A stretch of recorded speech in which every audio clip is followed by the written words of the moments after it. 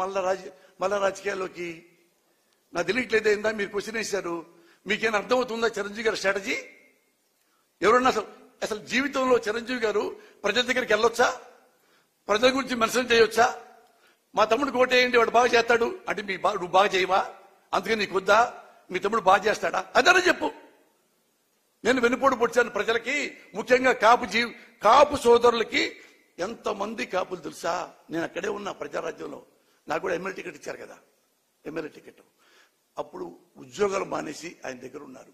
మన వాడు first time అవుతాడు అనుకుంటా ఆశపడి ఇల్లు అమ్ముకున్నారు, పొలాలు అమ్ముకున్నారు, నమ్మకం పెట్టుకున్నారు. ఓడిపోయినా కూడా పెద్ద బాధపడలా, ఒకసారే కన్నీళ్లు పెట్టుకున్నారు. ఈయన వెన్నుపోటు పొడిచినందుకు, పార్టీ అమ్ముకున్నందుకు వాళ్ళు ఈ క్రైడ్ లైక్ ఎనీథింగ్. కానీ ఇంకా చాలా గొప్పవాళ్ళు కాపు సోదరులు ఈ మాత్రం ఏమనకుండా తను వాళ్లే గుండెల్లో సర్దుకొని బాధ పడ్డారు. ఇప్పుడు మళ్ళీ ఈయన వచ్చేసి ఏసనే చిరంజీవి మా తమ్ముడు పార్టీ పెట్టాడు, ఆ పార్టీ ఈ పార్టీ మీరు కలిసి 6 నెలలన్నా జనాన్ని నమ్మించారు. మీ వాడు 1 month కూడా మనం నమ్మించలేపాడే, అయినా మళ్ళీ ఇస్తారా? అవునులే, రాజకీయాలు కదా, ఓటు హక్కు మీకుంది, మీరు నుంచోవచ్చు, మళ్ళీ ఎమ్మెల్యే అవ్వచ్చు, మంత్రి ఏమో, మళ్ళీ చిరంజీవి గారు ముఖ్యమంత్రి కూడా అవ్వచ్చు.